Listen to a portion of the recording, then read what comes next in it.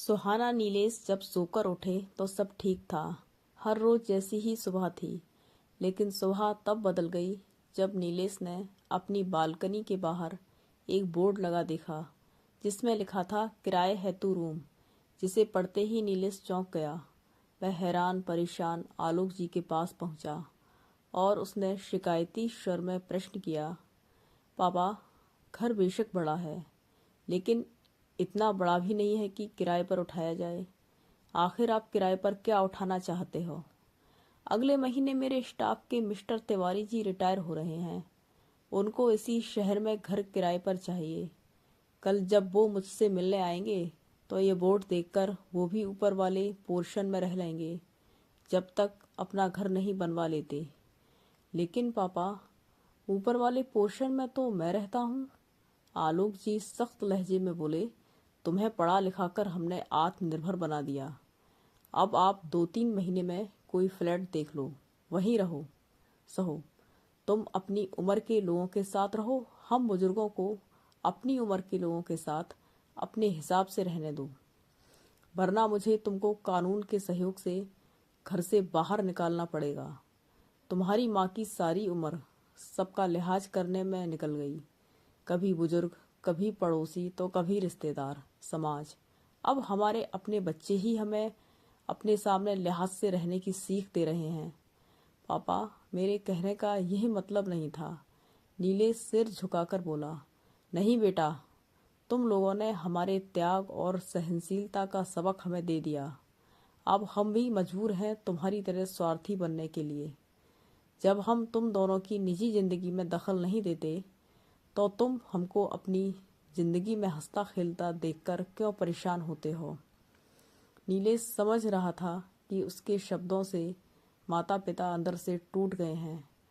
आलोक जी गुस्से में बिना ब्रेक बोलते जा रहे थे, इस 4 दीवारी को घर तुम्हारी माँ ने बनाया। बुढ़ापे में हर रोज पार्क जाना, सब्जी खरीदना आसान नहीं होता, इसलिए हमने घर में ही पार्क बना लिया। तुम्हारी माँ की खुशी इन पेड़ पौधों, फूल पत्तियों में है। वह जब पार्क में झूले पर बैठती हैं तो अपना हर गम भूल जाती हैं। शादी से पहले तुम दोनों भाई बहन इसी झूले पर उनके साथ बैठकर खुश होते थे, अपना सुख दुख बांटते थे। अब तुमको ये जगह बेकार लगने लगी। इस खूबसूरत कोने को मैं किसी को भी छीनने का हक नहीं दूंगा। पापा, आपने मेरे टेंशन में कहे शब्दों को इतना दिल पर क्यों ले लिया? नीलेश का स्वर अब नरम हो चला था। ना बेटा, तुम्हारी माँ ने ना जाने कितने कष्ट सहकर, कितने त्याग करके मेरा साथ दिया। आज इसी के सहयोग से मेरे सिर पर कोई कर्ज नहीं है। मेरा घर हरा भरा खूबसूरत है, इसलिए सिर्फ ये कोना ही नहीं, घर का हर कोना तुम्हारी माँ का ऋणी है। घर तुम दोनों से पहले तुम्हारी माँ का है। उसने अपनी जवानी का एक बड़ा हिस्सा तुम्हें पालने में कुर्बान कर दिया। जब हमने माँ बाप होने का हक अदा किया है तो तुम औलाद होने का हक क्यों नहीं अदा कर रहे? जिंदगी हमें भी तो एक ही बार मिली है, उसे जीने का हक हमें भी तो है। जब हम तुम दोनों के प्रेम को देखकर खुश होते हैं तो तुम्हें हम दोनों की खुशी क्यों खटकती है? तकलीफ मुझे बहू से ज़्यादा तुमसे हुई। तुम तो मेरे ही पाले हुए बेटे हो। तुम्हें भी मेरी तरह अपनी पत्नी की ख्वाहिशों को पूरा करने का हक है, लेकिन किसी को तकलीफ दिए बिना। इतना कहकर आलोक जी दंदनाते हुए अपने कमरे में चले गए। आलोक जी का इस तरह का कठोर व्यवहार सुहाना और नीलेश ने पहले कभी नहीं देखा था। वह दोनों भी अपना मुंह लटकाकर अपने कमरे में चले आए। नीलेश और सुहाना पापा के फैसले से बेहद परेशान थे। सुहाना की तो रातों की नींद ही उड़ गई थी। उसने सबसे पहले अपने मायके में माँ को फ़ोन कर रोते हुए अपना सारा दुखड़ा सुनाया। हेलो मम्मी, ससुर जी ने हमें घर खाली करने को कह दिया है, हम क्या करें? ऐसे कैसे?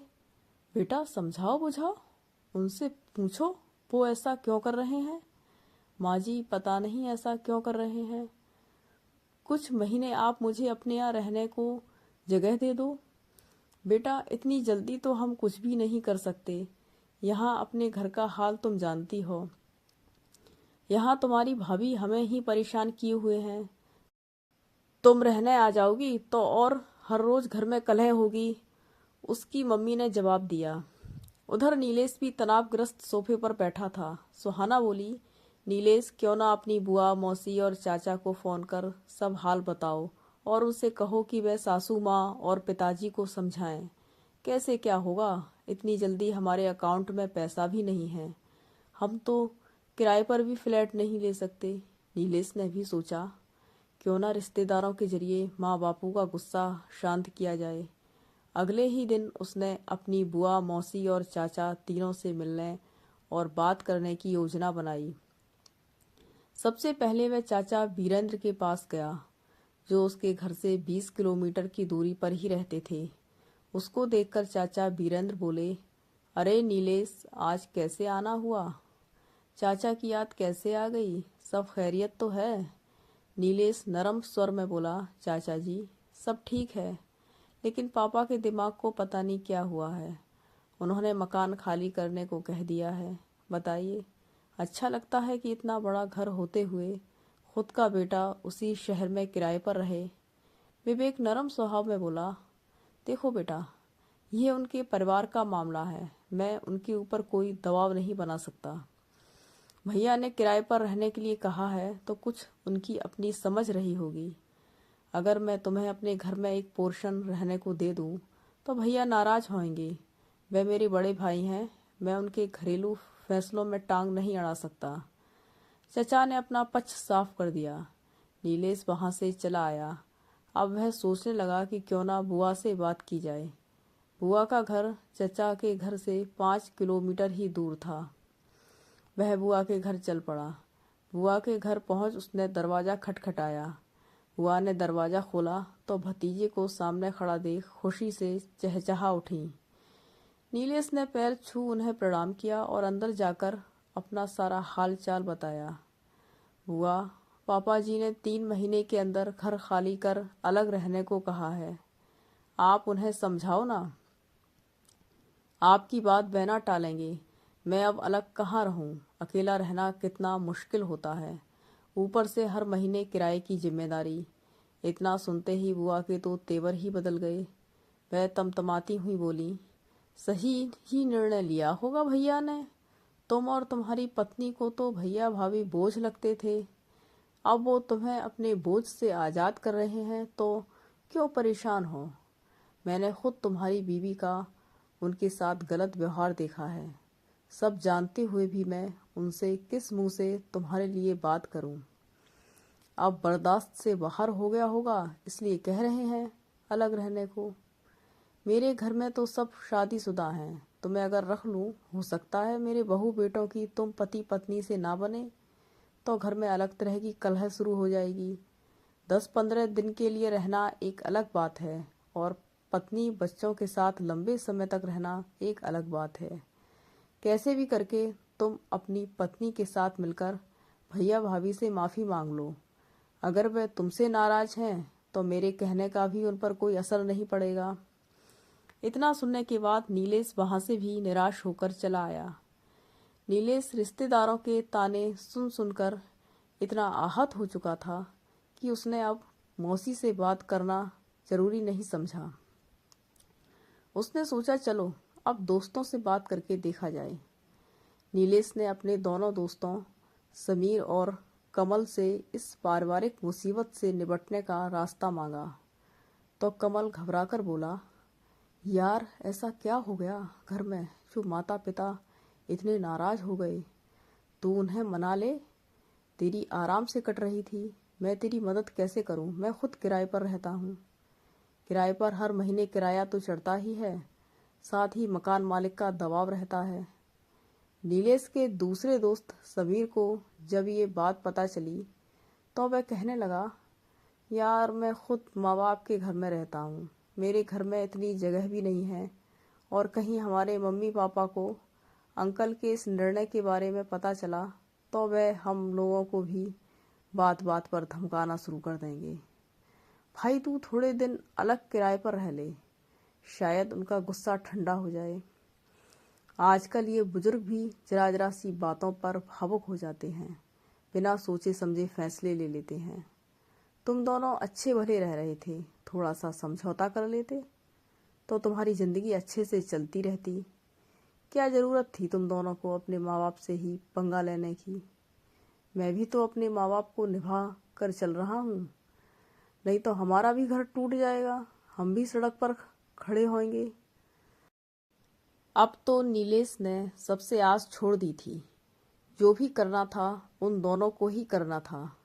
नीलेश और सुहाना हर छुट्टी वाले दिन सुबह से शाम तक मकान के लिए इधर उधर भटकते रहते। ना तो उन्हें बजट के हिसाब से सही घर मिला, ना उनकी किसी रिश्तेदार या दोस्त ने कोई मदद की। सब उन्हीं की गलती बताते रहे। 2 महीने भटकने के बाद अब लोगों के असली चेहरे उनके सामने आ चुके थे। उन्हें अपनी गलती का एहसास हो चुका था कि माँ बापू उनका कितना साथ दे रहे हैं, जो उन्हें महसूस नहीं होता। एक दिन हार कर वह दोनों माँ बापू के पैरों पर गिर पड़े। नीलेश तो फफक फफक कर रो पड़ा। पापा प्लीज मुझे माफ़ कर दीजिए।